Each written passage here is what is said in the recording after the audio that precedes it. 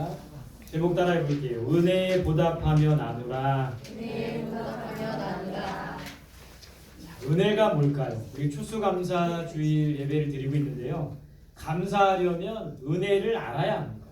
근데 과연 은혜가 뭘까요? 성경사전에는 이렇게 설명하고 있어요. 하나님이 값없이 베푸시는 선물, 특별히 아무 조건 없이 죄인을 용서하고 구원과 영생을 주시는 하나님의 초월한 사랑, 이렇게 설명하고 있어요. 정리해보면 값없이 베푸시는 선물이 바로 은혜입니다.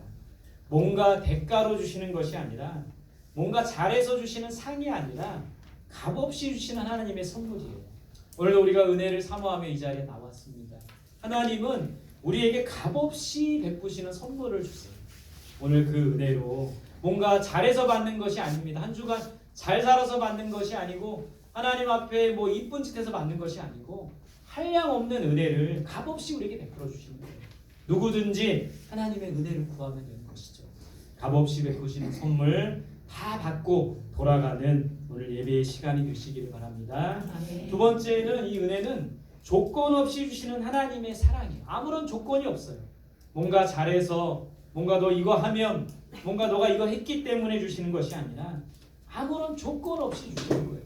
그냥 값없이 주셨기 때문에 우리는 그 값없이 주신 은혜에 감사하고, 값없이 주셨기 때문에 그것을 또 누군가에게 나누어 주면 되는 것이죠. 조건 없이 주시는 하나님의 사랑이 바로 은혜입니다. 또 은혜는 용서와 구원과 영생을 주시는 초월적 사랑이에요. 모든 것을 초월하는 하나님의 사랑이라는 거예요. 사랑은 죽음보다 강하다고 했죠. 여러분, 이 하나님의 사랑은 모든 것을 뛰어넘는 겁니다. 용서할 수 있는 거예요. 이해할 수 있는 거예요. 받아들일 수 있는 것이죠. 하나님이 우리를 그렇게 사랑하시고 용서하시고 받아들였듯이 또 우리도 누군가를 사랑할 수 있어야 돼요. 누군가를 용서할 수 있어야 되는 거죠. 누군가를 이해할 수 있는 것이죠. 죽음까지도 넘어설 수 있는 그 초월적 사랑, 그 하나님의 은혜로 충만한 우리들이 될 수 있기를 바랍니다. 아멘. 이 추수감사주일을 맞이해서 한 주간 하나님이 주신 은혜를 한번 생각해 봤어요. 정리해 보니까요, 통증이 좀 사라졌습니다. 제가 갈비뼈가 4대가 부러졌는데 이제 좀 통증이 사라져가지고 이제 잠도 잘 누워서 자고, 이제 운동하다가 다쳤어요. 기침에도 이제 아프지도 않고 하품에도 아프지 않고, 우리 성도님들이 기도해 주셔서 정말 통증이 많이 사라졌는데, 약도 안 먹고 이제 조금 조만간 이제 다 붙어가지고 또 운동도 하고, 또 운동하다 다치면 안 되겠지만 또 운동도 하고, 막 무거운 것도 자꾸 저희 뭐 집에서 무거운 것도 못 들게 하고 그래서 너무 답답해요. 통증이 사라진 게 정말 은혜이더라고요. 또 저희 아버지가 많이 쇠약해지시고 지금도 병원에 계신데 또 폐렴이 오셔가지고 병원에서 의사가 아버지 이렇게 사인하라고, 연명 치료하지 않게 사인하라고 오라 그래가지고 조금 위기는 지금 넘기셨는데 폐렴과 급성 신부전증 합병증이 오셔서 지금 또 언제 돌아가실지 모르는 그런 상황. 근데 감사하게도 짧은 면회 시간이었는데 그 시간에 복음을 전하고 아버님이 아멘으로 화답하셔서 믿음이 있으시구나 확인할 수 있었던 그런 지난 주간이었습니다. 또 은혜를 생각해 보니까요, 저희 아들이 이제 야구 선수로 있는데 한 6월달 봄에 이 팔꿈치 연골 조각이 떨어져 나갔어요. 그래서 바로 수술을 해야 된다고 했는데 또 이 시즌이 경기가 많이, 대회가 많이 있어가지고 계속 기도하며 치료하며 또 이렇게 잘 보냈는데, 감사하게도 지난주에 대회가 이제 다 마쳤어요. 올 시즌이 끝났는데 다음 주에 이제 수술을 하게 되었습니다. 그래서 정말 하나님의 은혜로 잘 보호해 주시고 지켜 주셔서 이 팔꿈치 아픈데도 홈런도 치고 막 그랬어요. 정말 은혜로, 하나님의 은혜로 여기까지 오게 되었다는 것이죠. 좀 또 생각해 보니까 여러 가지, 어느 가정이나 마찬가지겠지만 때마다 시마다 하나님이 필요한 물질을 공급해 주셔서 통장의 잔고가 떨어지지 않고 감사하게 하루하루 한 주 한 주를 살아갈 수 있었던 한 주였던 것 같습니다. 또 지난 주간에 우리 어른들과 재직들과 함께 특별 새벽 기도를 무사히 마쳤어요. 평소에 새벽 기도 3명, 4명 오시는데 이번 특별 새벽 기도에 8명, 2배로 오셨어요. 그래서 함께 기도하고 정말 감사한 그런 시간을 보낼 수 있었던 겁니다. 여러분들도 오늘 추수감사주일을 맞아서 하나님이 나에게 베풀어 주신 은혜를 한번 생각해 보면 좋을 것 같아요. 이 특별 새벽 기도를 하면서 주제가 한량없는 은혜 부어주소서. 한번 따라해 볼까요? 한량없는 은혜 부어주소서. 이런 주제로 특별 새벽 기도를 한 주간 했어요. 근데 정말 하나님께서 많은 은혜를 부어주시는 은혜 충만한 시간이었습니다. 새벽마다 은혜를 구하며 새벽 기도를 했어요. 함께 모여서 기도합니다. 한두 사람이 기도할 때는 여기가 좀 조용히 기도했는데 또 8명이 많은 사람들이 함께 모여 기도하니까 막 뜨겁더라고요. 저도 감사했습니다.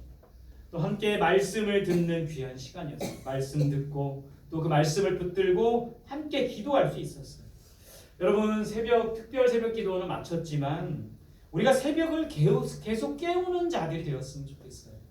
여러분 새벽을 깨워 기도하는 그런 자들이 될 때 하나님이 우리를 통하여 일하십니다. 말씀 한번 읽어볼까요? 시작. 하나님이 그 성중에 계심에 성이 흔들리지 아니할 것이라 새벽에 하나님이 도우시리로다. 오늘 이 시편 기자의 상황이 어떤 상황이냐면요. 막 그 성이 요동치는 겁니다. 이방 나라가 쳐들어와서 지진으로 막 요동치고 있는 상황에서도 하나님이 그 성중에 계심에 성이 흔들리지 않는다고 했어요. 하나님이 새벽에 특별히 도와주시겠다고 약속하셨습니다. 우리가 새벽을 깨우고 새벽에 기도함으로 정말 함께 하시는 하나님의 은혜를 날마다 경험하는 우리들이 될 수 있기를 바랍니다. 새벽 기도, 특별 새벽 기도 기간에 나눈 말씀인데요. 어떤 사람에게 은혜를 주시냐면요. 4가지. 겸손한 사람에게 은혜를 주신대요. 나를 낮추고 하나님과 사람들을 높이는 것이 겸손입니다. 나의 연약함을 인정하고 하나님께 도움을 구하는 것이 겸손이에요. 오늘도 하나님 이 성전에 나와서 저는 하나님 앞에 기도합니다. 하나님, 저는 부족하고 연약합니다. 하나님께서 은혜 베풀어 주세요. 우리 성도들에게 은혜 베풀어 주세요. 저는 부족하고 연약합니다. 그렇게 하나님 앞에 겸손함으로 나아갈 때 은혜 주시는 거예요. 여러분 우리가 성전에 나와서 하나님 앞에 겸손함으로 나아가길 바랍니다. 하나님의 은혜를 구하며 겸손함으로 나아가는 우리들이 될 수 있기를 바랍니다. 두 번째로 하나님은 사모하는 사람에게 은혜를 주십니다. 간절히 하나님의 은혜를 사모하는 자에게 은혜 주세요. 사슴이 시냇물을 찾기에 갈급함 같이 내 영혼이 주를 찾나이다. 시편 기자가 그렇게 고백하고 있죠.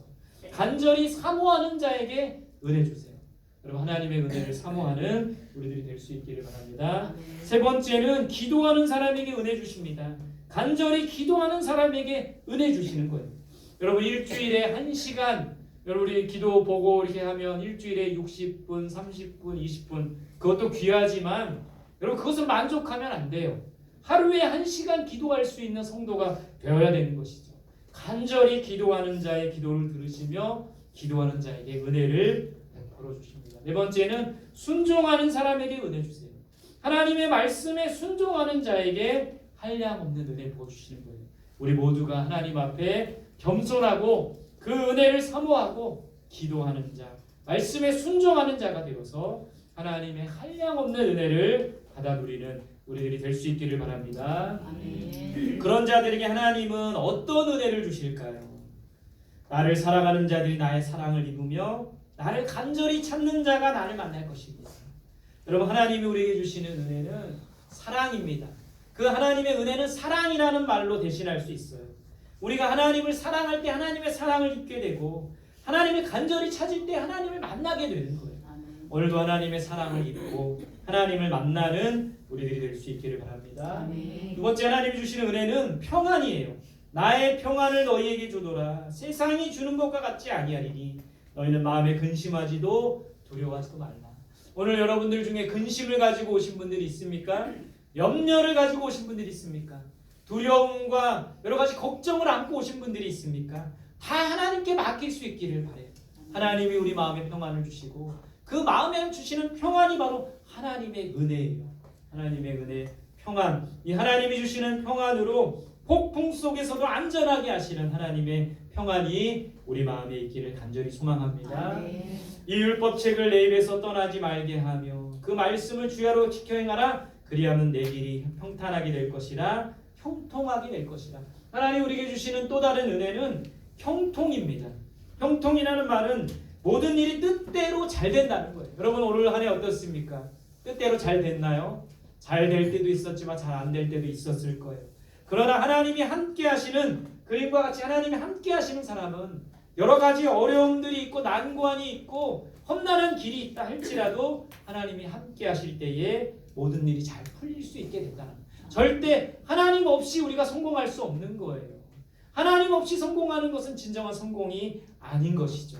하나님이 함께 하심으로 형통한 우리들이 될 수 있기를 바랍니다. 주께서 내 마음에 두신 기쁨은 그들의 곡식과 포도주가 풍성할 때보다 더하니이다. 하나님이 주시는 은혜는 기쁨이에요. 기쁨. 고난 가운데서도 기뻐할 수 있는 겁니다.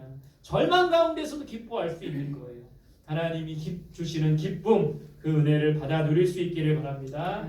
이 말씀 한번 읽어볼게요. 시작. 내가 물 가운데로 지날 때에 내가 너와 함께할 것이라. 강을 건널 때에 물이 너를 침몰하지 못할 것이며 내가 불 가운데로 지날 때에 타지도 아니할 것이요 불꽃이 너를 사르지도 못하리니. 여러분, 하나님께서 주시는 은혜 중에 가장 큰 은혜는 뭐냐 하면 하나님께서 함께 하시는 겁니다. 물 가운데 지날 때도 불 가운데 지날 때도 비바람이 불고 풍랑이 일어도 하나님께서 함께 하시면 우리는 어떤 어려움도 이겨낼 수가 있는 거예요. 하나님이 함께 하시는 은혜가 우리에게 있기를 간절히 소망합니다. 그 은혜를 누리기 위해서는 어떻게 해야 됩니까? 똑같이 이곳 가운데 하나님 은혜를 주시지만 어떤 분들은 이 은혜를 누리는 분들도 있고 누리지 못하는 분들도 있는 거예요. 우리가 함께 여기 30여 명 예배드리지만 또 이곳에 하나님이 은혜를 부어주시지만 어떤 분들은 은혜를 누리고 어떤 분들은 은혜를 누리지 못하는 거예요. 어떤 분들이 어떻게 하면 은혜를 누릴 수가 있을까요? 첫 번째는 은혜를 깨달아야 돼요. 지은 보은이라는 말이 있어요. 은혜를 알아야 은혜에 보답할 수 있다고 합니다. 먼저는 우리가 하나님의 은혜를 깨달아야 돼요. 오늘 이 추수감사주의를 맞이해서 우리 1년을 거의 돌아보는 거죠. 11월 1년을 돌아보면서 하나님께서 나에게 주신 은혜가 뭔지 깨닫는 것이 중요합니다. 은혜를 알아야 은혜에 보답할 수 있는 거예요. 두 번째는 우리가 은혜를 누리기 위해서는 은혜에 감사해야 돼요. 감사의 제목을 찾아보시기 바랍니다. 감사할 것이 많이 있어요. 불평할 것도 원망할 것도 많지만 가만히 돌이켜보면 감사할 것이 많이 있어요. 감사의 제목을 찾는 오늘 이 예배의 시간이 될 수 있기를 바랍니다. 또 우리가 은혜를 누리기 위해서는 은혜를 알고 은혜에 보답해야 돼요. 은혜에 감사하고 은혜에 보답한다는 건 은혜를 갚는 거죠. 여러분, 감사하고 보답하는 자에게 더 큰 은혜 주십니다. 오늘 추수감사주의를 맞아서 먼저는 은혜를 알고 그 은혜에 보답하고 그 은혜에 감사할 때 더 큰 은혜가 우리에게 임하기를 간절히 소망합니다. 우리에게 주신 은혜에 어떻게 보답할 수 있을까요? 첫 번째는 하나님께 감사와 찬양을 드리는 겁니다. 오늘 우리가 이 과일도 드리고 헌금도 드리고 하지만 중요한 것은 하나님 앞에 감사와 찬양을 드리는 거예요. 우리의 마음을 다해 하나님께 감사하고 찬양하는 거죠. 바로 대단한 것을 보답하는 게 아니라 감사와 찬양을 통해 하나님께 보답하는 거예요. 그 은혜에 감사할 수 있어요. 두 번째는 우리에게 주신 은혜를 보답하는 방법은 받은 은혜를 나누는 겁니다. 하나님께서 우리에게 주신 은혜를 나만 누리는 것이 아니라 그것을 누군가에게 나누는 거예요. 하나님께서 왜 우리에게 은혜 주십니까? 그 은혜를 나누라고 주시는 거예요. 우리는 은혜의 통로가 되어야 된다는 거예요. 여기에 오늘 중요한 이 은혜의 비결이 있는 거예요.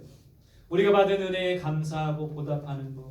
그거는 우리에게 주신 은혜 하나님께 감사 찬양하고 또 그 은혜를 누군가에게 나누는 거예요.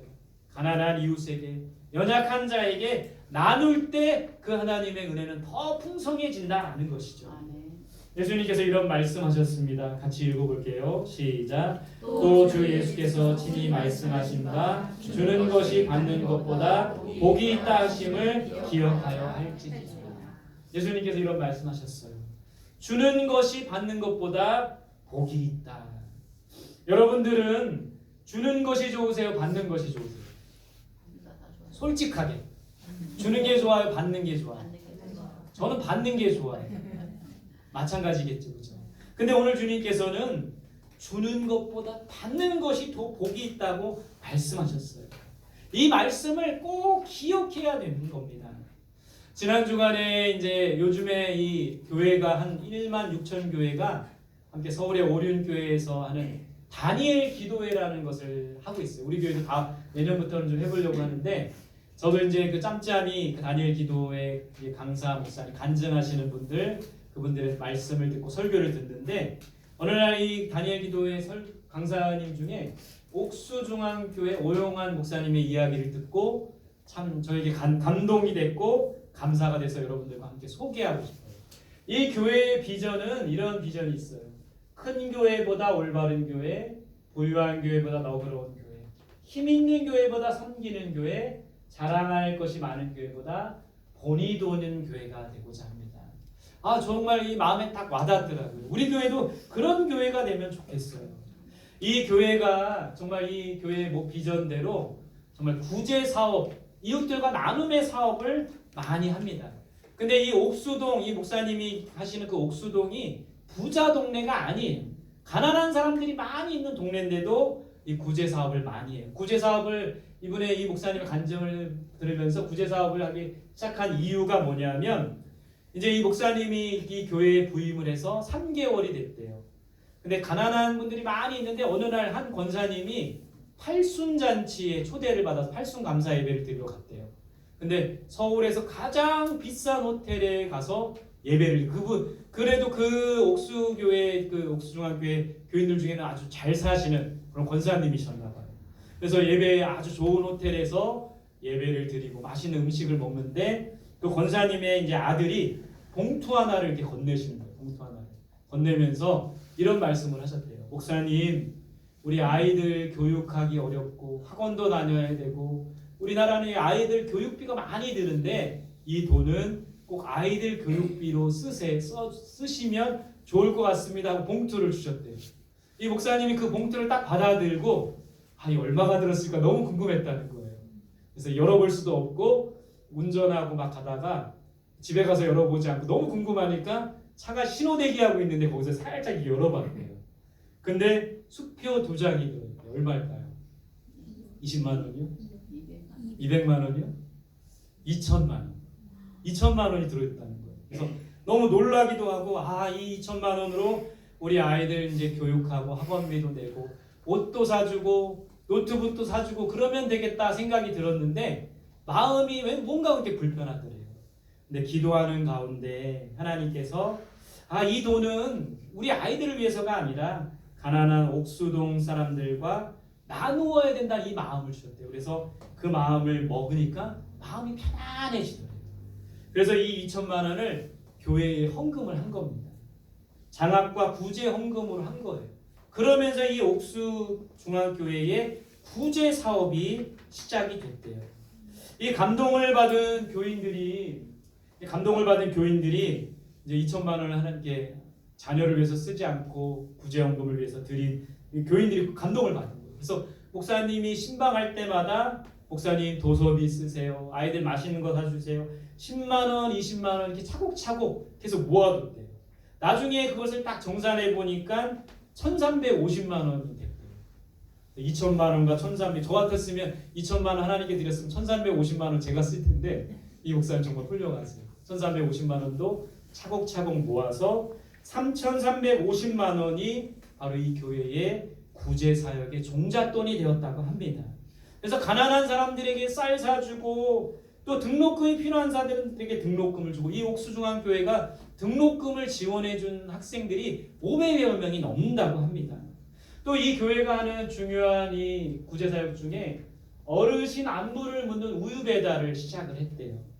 그러니까 이 신방을 가고 그 동네를 다니니까 어른들이 자꾸 무릎이 아프고 허리가 아프더래요. 그래서 이 어른들에게 뭘 줘야 될까 하다가 우유를 주기 시작했대요.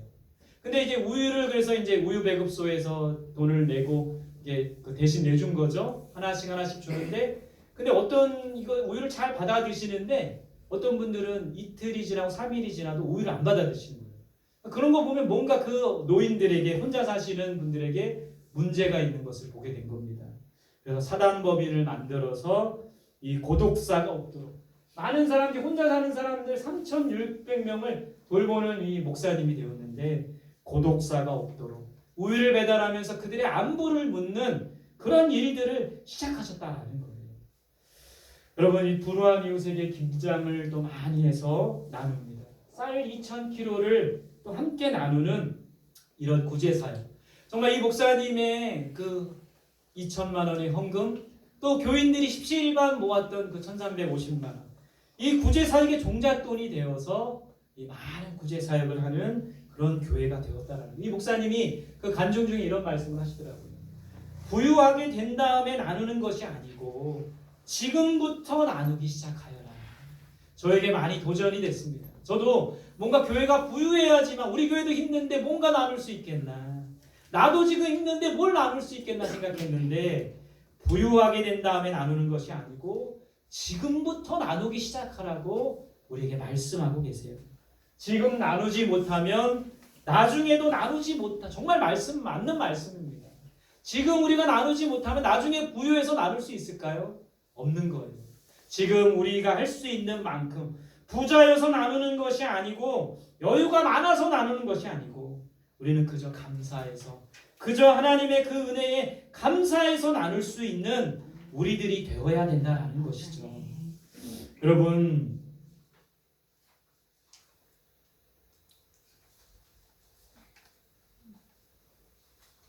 왜 뒷장이 없어졌니? 여기 있네. 감사합니다. 이 말씀 한번 같이 읽어볼까요? 시작. 부재를 좋아하는 자는 풍족하여 질 것이요 남을 윤택하게 하는 자는 자기도 윤택하여 지리라. 여러분, 성경은 굉장히 역설적이죠. 성경의 비밀입니다. 하나님 나라의 비밀이에요. 부재를 좋아하는데 어떻게 풍족해질 수 있습니까? 남을 윤택하게 하고 남에게 나눠주는데 어떻게 더 우리가 부유해질 수 있겠습니까? 근데 이건 하나님 나라의 비밀이라는 거예요. 우리 그렇기 때문에 우리는 형편대로, 지금 형편대로 나눌 수 있어야 되는 거예요. 할 수 있는 만큼 나누면 되는 거예요. 작은 것부터 나누면 되는 거예요. 제가 이 말씀에 감동을 받고, 좀 우리가 이제 추수감사주일날 이렇게 과일 모으고 또 성도님들이 헌금할 것을 어디에 나눌까 이렇게 고민하고 기도했었어요. 작년에는 우리가 어떤 선교단체에 그 과일을 다 갖다 드리고 헌금도 나눴는데, 우리 주변에 정말 가난한 사람들이 없을까 고민하다가 누군가가 권고해 주시고 누군가 알려주셔서 가까이에 있는 이 한동무 복지시설을 찾아갔습니다.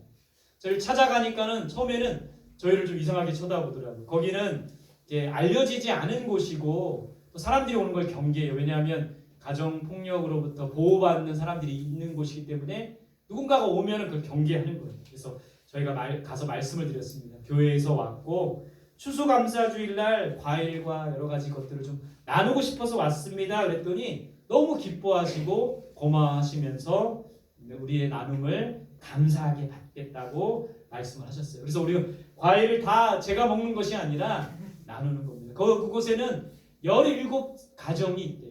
17의 한부모 가정, 그러니까 엄마와 자녀들이 열악하게 사는 그런 가정이 17세대가 있대요. 그래서 우리가 이 과일과 또 라면 한 박스씩 해가지고 17박스를 들고 내일 나누려고 합니다.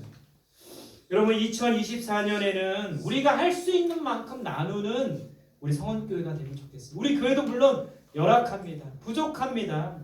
어떻게 보면 가난할 수 있어요.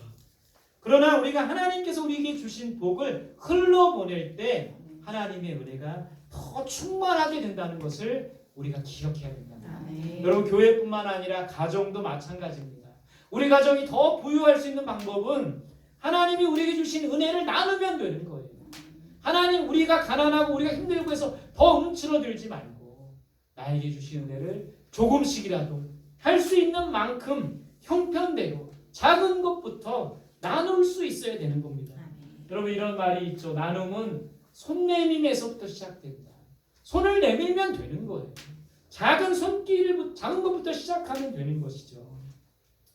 받은 은혜를 나누는 것이 바로 하나님의 은혜에 보답하는 방법임을 기억해야 돼요.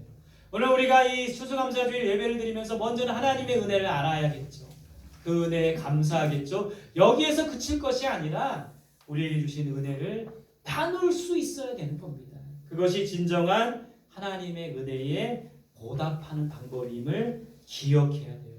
그 은혜를 나누기 위해서는 어떻게 해야 될까요? 결론입니다. 한번 읽어볼게요. 시작. 그러나 내가 나된 것은 하나님의 은혜로 된 것이니 내게 주신 그의 은혜가 헛되지 아니하여 내가 모든 사도보다 더 많이 수고하였으나 내가 한 것이 아니요 오직 나와 함께하신 하나님의 은혜로라. 사도 바울이 이렇게 고백했습니다. 내가 나된 것은 하나님의 은혜로 된 것이라고 했어요. 그 은혜 때문에 더 많이 수고하고 애쓰고 더 많이 고생하고 더 많이 헌신한다고 했어요. 여러분, 하나님의 은혜로 인하여 우리가 더 애쓰고 수고할 수 있어야 되는 것이죠. 복음을 위해 일하는 자가 되어야 된다는 것이죠. 그 은혜를 나누기 위해서는 첫 번째 따라합시다. 은혜를 깨달아야 한다. 은혜를 깨달아야 한다. 오늘 이 예배를 통해서 우리 모두가 하나님의 은혜를 깨달았으면 좋겠습니다. 한 해를 돌아보면서 하나님이 나에게 주신 은혜를 정말 깨닫고 아는 우리들이 되었으면 좋겠습니다. 두 번째 따라합시다. 은혜에 보답해야 한다. 은혜에 보답해야 한다. 그 은혜에 보답해야 됩니다. 감사할 수 있는 우리가 되어야 된다는 것이죠. 마지막 따라합시다. 은혜를 흘러보내야 한다. 은혜를 흘러보내야 한다. 여러분, 흘러보내야 더 많이 채워지는 거예요. 고여있으면 고인물은 썩게 되는 것이죠. 우리에게 주신 은혜를 조금씩 작은 것부터 할 수 있는 대로 흘러보내고 나눌 수 있는 우리 모두가 될 수 있기를 바랍니다. 우리 교회가 그런 교회가 되었으면 좋겠고요. 또 우리 성도들이 그런 삶이 되었으면 좋겠어요. 왜 우리가 맨날 가난하고 왜 맨날 힘들고 왜 맨날 돈 없고 왜 맨날 궁핍한가 생각해 봤더니 나누지 않기 때문인 거예요. 움켜쥐려고만 하기 때문인 것이죠.